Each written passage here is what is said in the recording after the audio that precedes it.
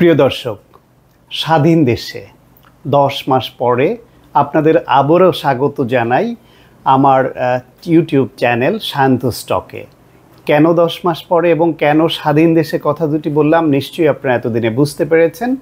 গত বছর 28 অক্টোবরে বিএনপির মিটিংকে কেন্দ্র করে সরকার যে নারকীয় তাণ্ডব চালিয়েছিল তার প্রেক্ষাপটে তারপর থেকে প্রায় 1.5 মাস আমাকে পালিয়ে থাকতে হয়েছিল, চেম্বার করতে পারিনি এবং সেই সময় থেকে বিশেষ মহলের চাপে আমার ইউটিউব চ্যানেলটি বন্ধ রাখতে হয়েছিল।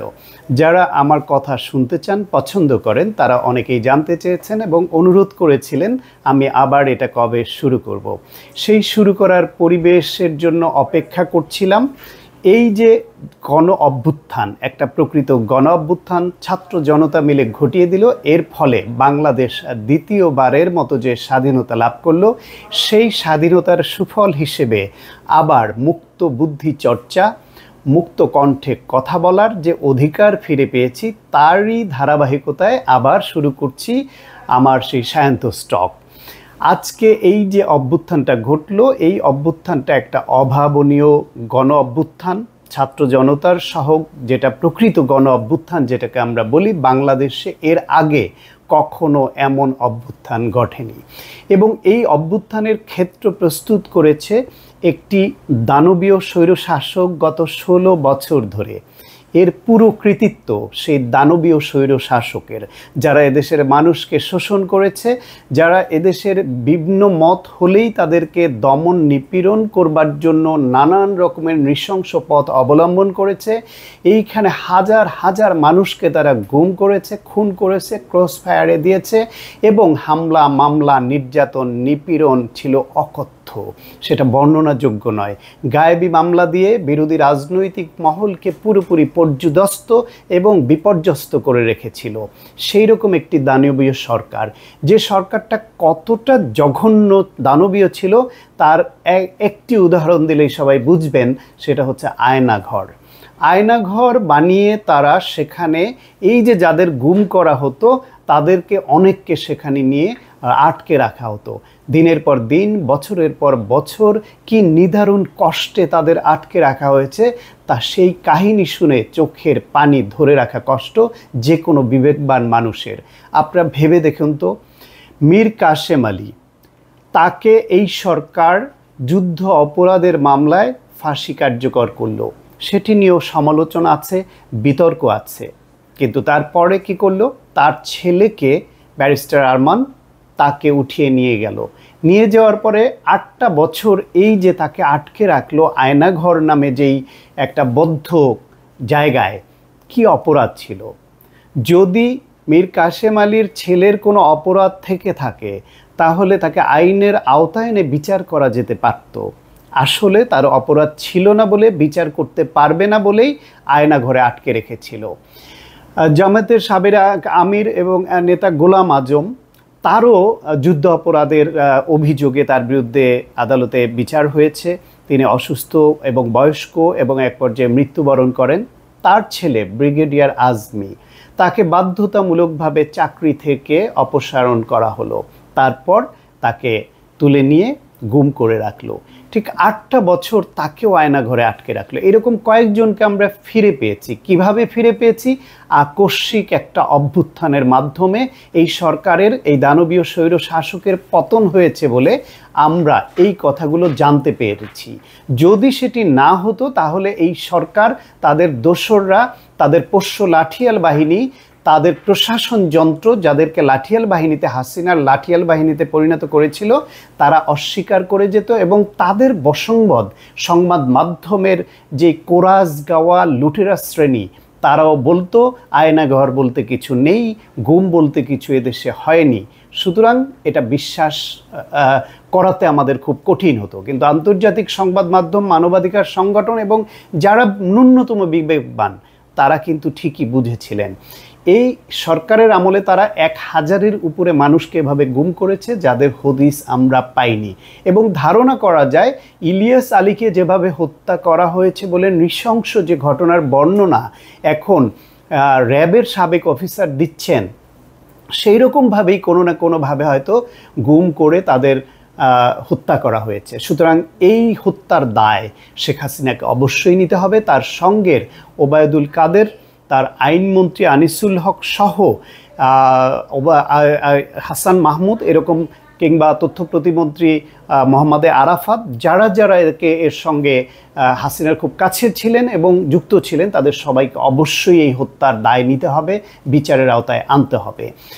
ক্রসফায়ারে যারা মৃত্যুবরণ করেছেন সেটা তদন্ত সাপেক্ষে বিচারের আওতায় আনতে হবে। হেফাজতের যে 5 মেতে হেফাজতের মিটিংয়ে সমাবেশে যে তাণ্ডব চালিয়ে রাতের অন্ধকারে শত শত মানুষকে খুন করা হয়েছে, এতিম বাচ্চাদের খুন করা হয়েছে, সেই সব নিয়ে অধিকার, আদিলুর রহমান শুভ্র সাহেব অধিকারের প্রতিষ্ঠাতা, তিনি যে রিপোর্ট দিয়েছেন সেই রিপোর্টের কারণে তাকে পর্যন্ত জেল খাটানো হয়েছে, অধিকার বন্ধ করে দেওয়া হয়েছে। অথচ সেখানে শত শত হত্যাকাণ্ড হয়েছে, কমিশন গঠন করে তারও তদন্ত করতে হবে।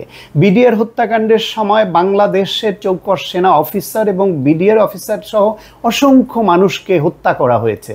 সেইটার সঙ্গে আওয়ামী লীগের নেতা নানক, ঢাকার মেয়র এবং তৎকালীন এমপি ঢাকার ওই ধানমন্ডি এলাকার ব্যারিস্টার ফজলে নূর তাপস, তৎকালীন স্বরাষ্ট্রমন্ত্রী সহ শেখ হাসিনার কী সংশ্লিষ্টতা ছিল তার অনেক ডকুমেন্টস ইতিমধ্যে বের হয়েছে, সেগুলো আমলে আনতে হবে। এই যে এই এত গুম খুন এত কিছুর মধ্য দিয়ে বিরোধী দল দমনের মধ্য দিয়ে এগিয়ে আসা এইরকম নৃশংস এবং all the prime ministers main নামে আল জাজিরার যেই ডকুমেন্টারি, সেইখানে আমরা দেখেছি কিভাবে কতটা নৃশংসভাবে রাষ্ট্রীয় বাহিনী ব্যবহার করে তারা এই বিরোধী দল দমন করেছে। সেই সমস্ত কিছুর যোগফল এক জায়গায় হয়েছিল, এটা একটা পাপের ভাণ্ডার তৈরি হয়েছিল।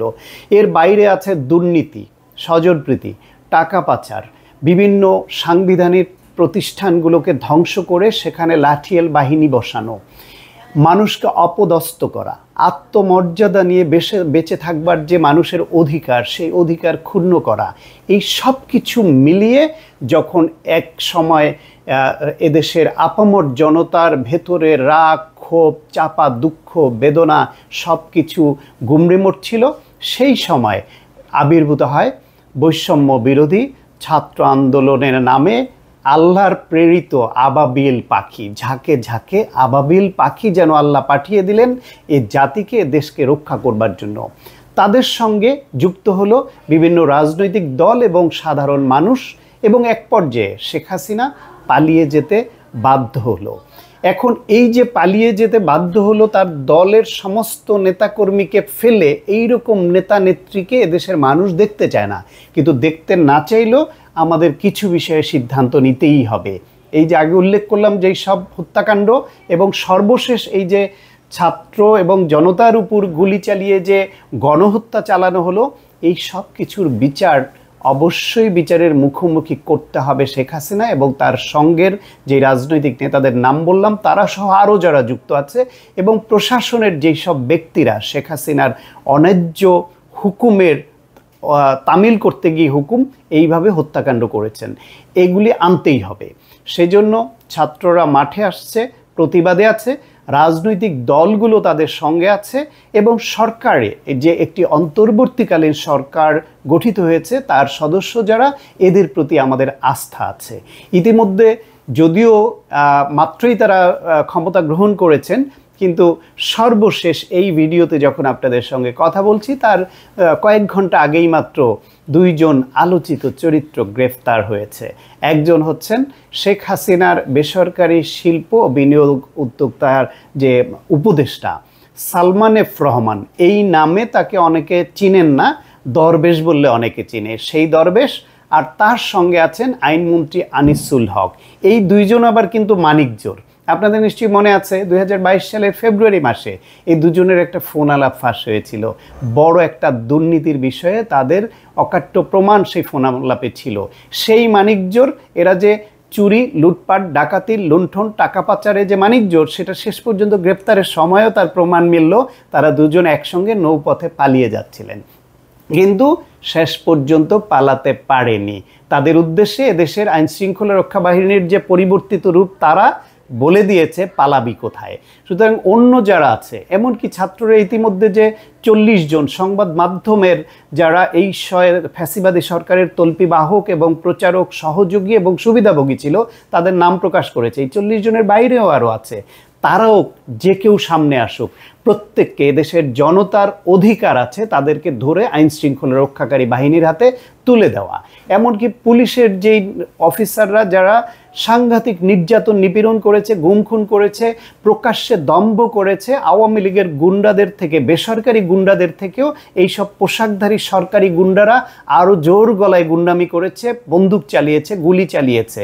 সেই দু একটা নাম না বললেই নয়। ডিবির প্রধান হারুন, সেই ভাতের হোটেলের মালিক হারুন আজ পলাতক। বিপ্লব সরকার, সরকারের মধ্যে আরেক সরকার, বিপ্লব সরকার, সেও পলাতক। এরকম আরও অসংখ্য অফিসার আছে। এমনকি আজকে গতদিন থেকে একটা ভিডিও ভাইরাল হয়েছে, সেইখানে এই যে বিভিন্ন গুম খুন, এই যে জুলাই আগস্ট হত্যাকাণ্ড, এই সময়ের হুকুমদাতা, প্রধান হুকুমদাতা অবশ্যই শেখ হাসিনা, তার পরের হুকুমদাতা যিনি স্বরাষ্ট্রমন্ত্রী, সেই স্বরাষ্ট্রমন্ত্রী এবং স্বরাষ্ট্র সচিবকে একজন পুলিশ অফিসার যার নাম ইকবাল, তিনি মোবাইলে ভিডিও দেখিয়ে বলছে যে স্যার আমরা গুলি করি, লাশ ফেলতে হয়েছে, গুলি করি, যে মরে সে যায় আর যে আহত হয় সে যায়, অন্য কেউ যাচ্ছে না, সরছে না, এখানেই ভয়। মানে আন্দোলনকারীদের তীব্রতা সম্পর্কে বোঝাচ্ছিল। এই ভিডিওটা ভাইরাল হয়েছে, বের হয়েছে, এটা এর প্রমাণের ভিত্তিতেই স্বরাষ্ট্রমন্ত্রী পলাতক আছে, তাকে হয়তো এখন পাওয়া যাচ্ছে না, স্বরাষ্ট্র সচিবকে অবশ্যই গ্রেফতার করা উচিত এবং তাকে বিচারের আওতায় আনা উচিত, তিনি এটার সাক্ষী। এবং সেই সঙ্গে যেই পুলিশ অফিসার এই যে আত্মস্বীকৃত খুনি, যিনি বললেন যে গুলি করে ছাত্রদের হত্যা করেছেন, জনতাকে হত্যা করেছেন, তাকে এবং তার হুকুমদাতা কারা, এরকম প্রত্যেককে বিচারের আওতায় অবশ্যই আনতে হবে। এরকম অসংখ্য প্রমাণ আছে। ধীরে ধীরে আমরা নিশ্চয়ই এই চ্যানেলে এক একটা টপিক ধরে ধরে এখন আলোচনা করব। সেই স্বাধীনতা আমাদের এসেছে, এই স্বাধীনতা অর্জনের জন্য আমাদের দীর্ঘদিন আন্দোলন করতে হয়েছে, সংগ্রাম করতে হয়েছে, নানান নিপীড়নের মুখে পড়তে হয়েছে। এমনকি আমি ব্যক্তিগতভাবে একজন চিকিৎসক, একটি বিশ্ববিদ্যালয়ের, মেডিকেল বিশ্ববিদ্যালয়ের শিক্ষক, লেখক এবং টেলিভিশন টকশোতে রাজনীতি বিশ্লেষণ করি বহু বছর। সেই আমাকেও এই ফ্যাসিবাদী সরকার এই আন্দোলন শুরুর পরে গত 17 জুলাই গ্রেফতার করেছে এবং 20 দিন কারাভোগ করতে হয়েছে। সুতরাং আমাদের এরকম অনেক হিসাব আছে, অনেক পাওয়ানা আছে, সেগুলো নিয়ে কথা বলতে হবে। এই দেশটাকে বৈষম্যহীন একটি মানব কল্যাণমুখী আধুনিক রাষ্ট্রে পরিণত করবার জন্য যা যা করা দরকার সবই আমাদের করতে হবে। এবং এই করার জন্য যারা রক্ত দিয়েছেন, সেই সব শহীদদের, ছাত্র জনতা যারা শহীদ হয়েছেন, প্রত্যেকের রুহের মাগফিরাত কামনা করছি। এবং যারা আহত হয়েছেন, যাদের মালের ক্ষতি হয়েছে, নানানভাবে ক্ষতিগ্রস্ত হয়েছে, তাদের প্রতি সমবেদনা জানাচ্ছি। এবং বর্তমান যে অন্তর্বর্তীকালীন সরকার, তাদের প্রতি জোর দাবি জানাচ্ছি, যারা দোষী প্রত্যেককে অবশ্যই আইনের আওতায় আনতে হবে, আর্থিক শৃঙ্খলা ফিরিয়ে আনতে হবে, দুর্নীতি দূর করার জন্য যা যা করণীয় করতে হবে, দেশের সংবাদ মাধ্যম যেন কারো লাঠিয়াল হিসেবে ব্যবহৃত না হয় সেটি করতে হবে। আইসিটি অ্যাক্টের যে অপব্যবহার হয়েছে সেটি যেন না হয়, আমরা যেন মন খুলে সত্য কথাটা বলতে পারি। এরকম বহু বিষয় আছে। নিশ্চয়ই পর্যায়ক্রমে প্রত্যেকটা বিষয় নিয়ে আপনাদের সামনে আসব। আজ এ পর্যন্তই। সবার জন্য শুভকামনা থাকলো। স্বাধীন দেশে স্বাধীনভাবে চলবো আমরা, কোনো অন্যায়কে প্রশ্রয় দেব না।